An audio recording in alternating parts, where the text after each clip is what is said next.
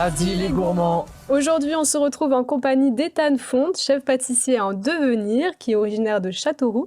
Tu seras membre du jury du Limousin Golden Trophy cette année en tant que chef espoir. Donc tu es encore en cours de parcours. Comment on devient chef pâtissier?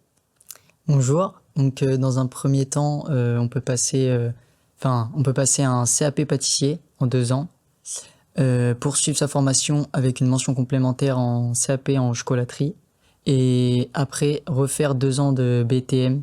Et comment t'es venue la passion de la pâtisserie? Donc en faisant de la pâtisserie chez ma mère tous les week-ends, et en faisant aussi un stage en 4e, 3e, c'est là où que ça m'a vraiment focalisé sur la pâtisserie. Dorian, comment tu as demandé à Ethan de venir? C'était une évidence parce que Ethan déjà était mon apprenti l'an dernier. Il a participé de ce fait à la première saison.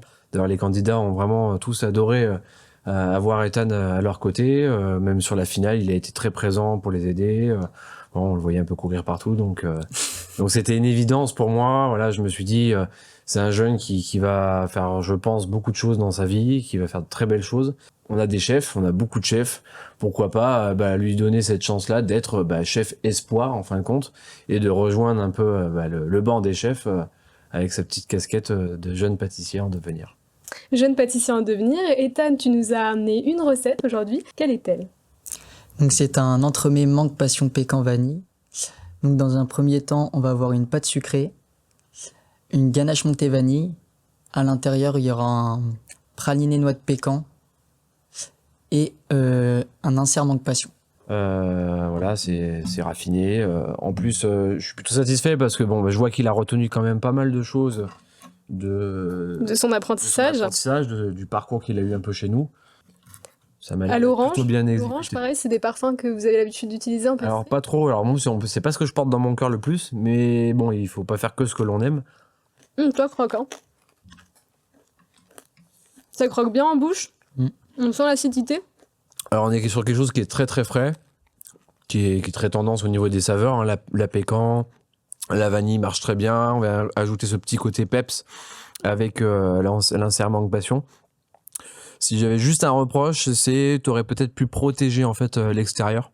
Okay. Avec un glaçage, rocher, miroir, voilà, juste le visuel est joli parce qu'on a vraiment ce contraste de couleurs, mais en tenue en boutique, on a un problème là de tenue. Ethan, qu'est-ce que tu vas faire après l'obtention de ton diplôme? Donc après mon diplôme, je compte travailler en tant que salarié dans une boulangerie-pâtisserie, et après pourquoi pas monter ma boulangerie-pâtisserie. Il a développé aussi cette capacité de transmettre qu'il n'avait pas au départ forcément, mais bon, avec les cours à l'atelier, il était obligé de développer une certaine forme de sociabilité qu'il n'avait pas forcément, où il n'était pas très à l'aise.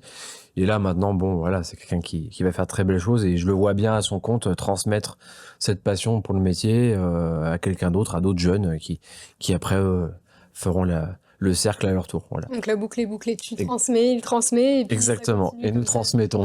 De génération en génération. Eh bien, merci Ethan d'avoir été parmi nous sur ce plateau. On le rappelle, ta recette est à retrouver en description de la vidéo pour que vous puissiez la refaire chez vous. Et oui, on attend les photos avec le hashtag Limousin Golden Trophy. En attendant, on se retrouve la semaine prochaine pour une nouvelle émission du Sweet Mag. À bientôt les gourmands.